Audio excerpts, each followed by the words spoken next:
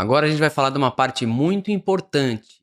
A gente comentou com vocês que a cardiomiopatia hipertrófica é a cardiomiopatia genética mais prevalente, chegando a 1 para 200. Então é muito importante o rastreamento familiar.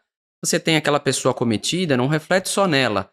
Tem os filhos, tem os irmãos, pai e mãe, e a gente precisa saber abordar, dar um aconselhamento genético e investigar os familiares. Muitas vezes a gente pode prevenir uma morte súbita. E a gente não quer ter esse coração aqui na autópsia, que eventualmente poderia não estar aqui. Qual a probabilidade de uma pessoa acometida, estar lá no seu consultório com cardiomiopatia hipertrófica, transmitir essa doença para os filhos? A gente comentou, é uma doença com padrão de herança autossômico dominante. Então a probabilidade, a gente sabe aqui, tem 2 alelos, o pai vai transmitir um alelo, vem um alelo do pai e um alelo da mãe. Aqui o pai é heterozigoto, basta um alelo para ter alteração, tá? Que é autossômica dominante. Então, os filhos têm 50% de chance de adquirir aquela alteração genética, tá? Uma variante patogênica ou provavelmente patogênica. Herdou a mutação. É igual a desenvolver a cardiomiopatia? Em algumas doenças, sim, quando a gente tem penetrância completa. Mas na miocardiopatia hipertrófica, a penetrância não é completa, ou seja, nem todo mundo que tem alteração genética vai desenvolver. E mesmo aqueles que tiverem vão ter diferentes graus de gravidade. A gente chama isso de penetrância incompleta, quando nem todos vão desenvolver, mesmo tendo alteração genética. E de diferentes gravidades. Às vezes a gente tem na mesma família a mesma mutação. Um irmão com quadro grave e outro irmão com quadro leve e outro totalmente assintomático. Porque não depende apenas da alteração genética, é a interação da genética, aquela variante, às vezes com outros genes que regulam a transcrição daquele, e com o ambiente também. Alguém que tem cardiomiopatia hipertrófica e tem hipertensão descontrolada, vai ter uma hipertrofia muito mais exuberante, tem obesidade, então a gente tem que focar também no controle dos fatores de risco. Então a cardiomiopatia hipertrófica tem uma penetrância incompleta e uma expressividade variável. Tá? Então a gente, como comentou, tem algumas doenças que todo mundo, praticamente todos que têm aquela alteração genética vão desenvolver a doença, muitas vezes de uma forma grave. Na cardiomiopatia hipertrófica está muito mais aqui, tá? Com penetrância incompleta. Então a gente tem gente acometida, outros acometidos também com menor gravidade e gente com presença do gene alterado, mas sem manifestação nenhuma, nem nos exames, nem clínica. A gente chama isso de genótipo positivo, fenótipo negativo. E qual a importância do teste genético na cardiomiopatia hipertrófica? Essa daqui talvez seja a parte que mais caia na prova. O teste genético ele é obrigatório para todos os pacientes com cardiomiopatia hipertrófica? Não, ele não é obrigatório, mas ele é interessante. Principalmente se houver uma dúvida diagnóstica. A gente está em dúvida se é doença de Fabry, se é alguma outra doença de depósito de glicogênio, alguma doença mais grave. O teste genético pode ajudar, principalmente no caso que a gente esteja suspeitando uma da fenocópia, como já comentado, aquelas doenças que simulam a cardiomiopatia hipertrófica. No rastreamento em cascata dos familiares, é considerado 2A, ou seja, ele ajuda. Então, se eu identifiquei uma variante patogênica, provavelmente patogênica, eu vou pesquisar naquele filho se ele tem aquela variante. Se o filho não tiver, segue a vida normal. Se ele tiver, eu vou avaliar se ele tem manifestação fenotípica ou não e acompanhar conforme a presença ou ausência dessas manifestações. E a estratificação de risco de morte súbita? Na cardiomiopatia hipertrófica, isso ainda é muito inicial. É considerado 2B pela diretriz, diferente da cardiomiopatia dilatada, onde a evidência é muito maior. A gente tem algumas variantes na cardiomiopatia dilatada, como a filamina C, lamina A, que tem uma chance de mortalidade bem maior e pode ter uma indicação de CDI mais precoce. Mas na hipertrófica, isso ainda é muito inicial e a gente não usa o teste genético para indicar o CDI até o momento. A gente escuta muito o pessoal falar que o teste genético é caro, é pouco acessível, é de difícil interpretação, e eu vou mostrar para vocês que não é bem assim. A gente já tem instituições públicas fazendo esse teste genético de forma gratuita. Aqui eu participo com a UFRN, não só para cardiomiopatias, mas canalopatias, ortopatias, dislipidemias. Então é muito interessante. Esse aqui é o projeto Renômica, coordenado pelo UFRJ. Tem várias instituições aí pelo Brasil, vocês podem ver. qual instituição faz parte do estado de vocês e tentar encaminhar os pacientes. Tem também outro grande projeto que é o Cardiogen, lá do INCOR da Beneficência Portuguesa, que também faz esses testes genéticos de forma gratuita. Claro que existem critérios, a gente não vai fazer para todo mundo, é um protocolo de estudo, na cardiomiopatia hipertrófica tem que ter o septo ou outra parede maior ou igual a 15 sem uma outra causa que justifique, como a gente já comentou.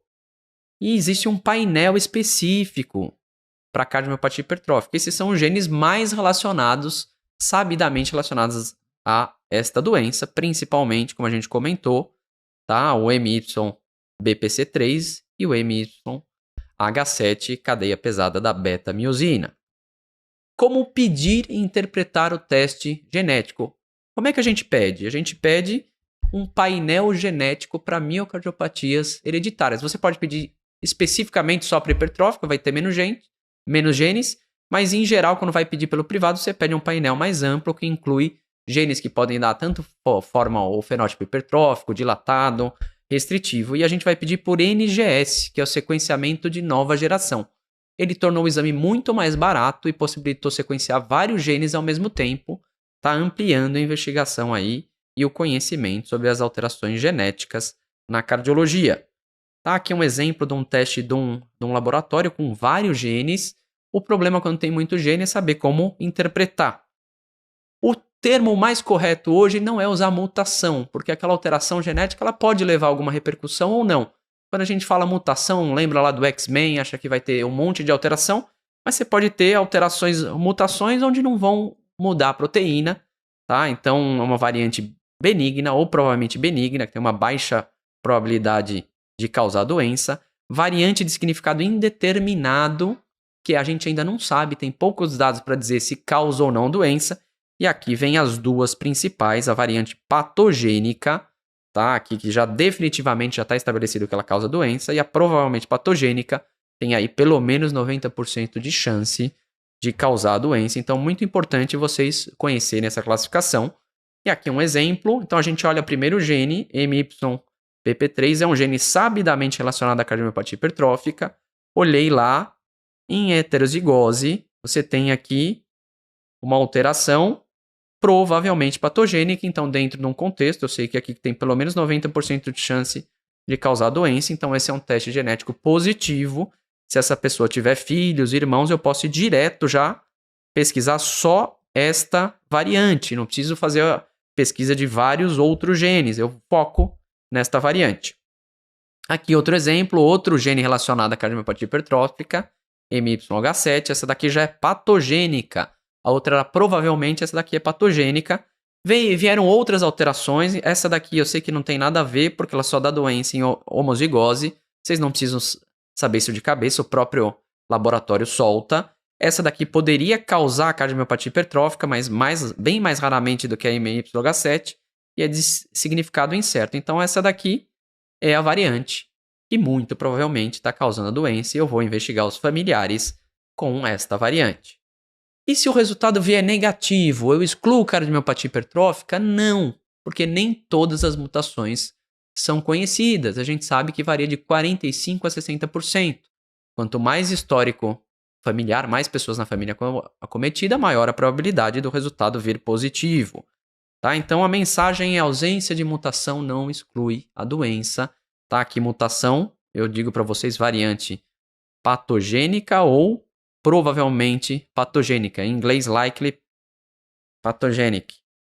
E, como a gente comentou, não é positivo em todos os casos. Aqui é o grande problema, quando vem o que a gente chama de VUS, variante de significado incerto, ou seja, é um teste inconclusivo, ele não ajuda. Então, se essa pessoa tem um filho que não está acometido, não tem nenhum sinal de hipertrofia, nenhuma alteração fenotípica, não adianta eu usar isso aqui para investigar o filho. Eu posso até investigar o restante da família, se eu tiver um centro de pesquisa, porque se eu tenho, por exemplo, cinco irmãos, 3 têm alteração no eco, eu faço os 3 vêm com essa mesma variante.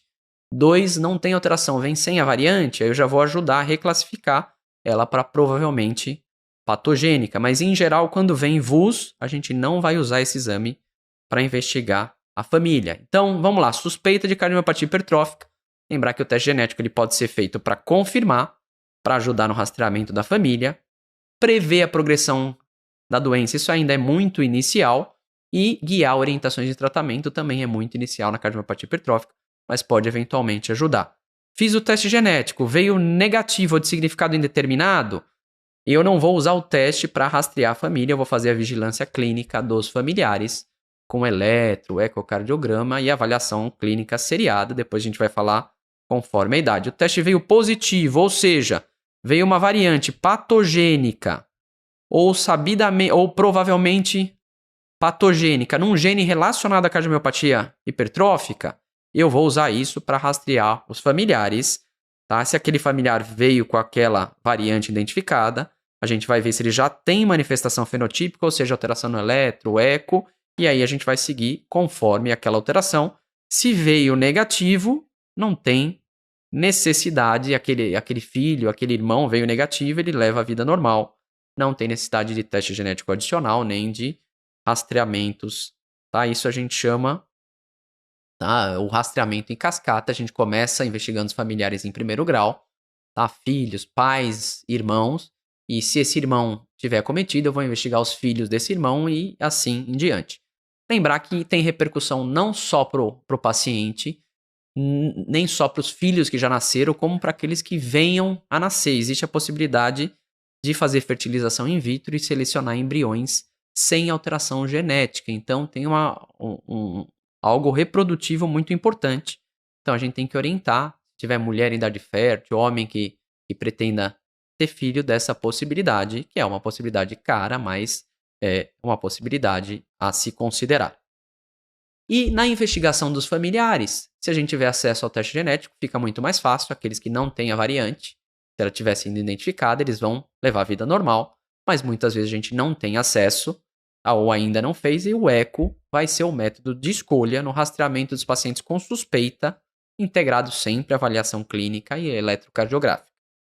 Aqui a nossa diretriz, essa parte eu não achei tão interessante, eu preferia da diretriz americana, fica até um pouquinho repetitivo. Qual que é a recomendação? Crianças e adolescentes com variantes patogênicas ou provavelmente patogênicas ou com familiares com início precoce de sinais e sintomas, eles não deixam claro na diretriz qual que é essa idade de início precoce, se é menor do que 18, 12 anos, a gente vai fazer o eco e eletroavaliação clínica cada 1 a 2 anos. Se não tem nada dos acima, cada 2 a 3 anos, ou seja, se a gente fizer cada 2 anos, a gente vai acabar acertando. Nos adultos, então, se a pessoa até a idade adulta não desenvolveu nenhuma manifestação fenotípica, é bem menos provável que ela venha a desenvolver daí em diante. Então, a gente espaça, tá? Os exames podem ser feitos a cada 3 a 5 anos.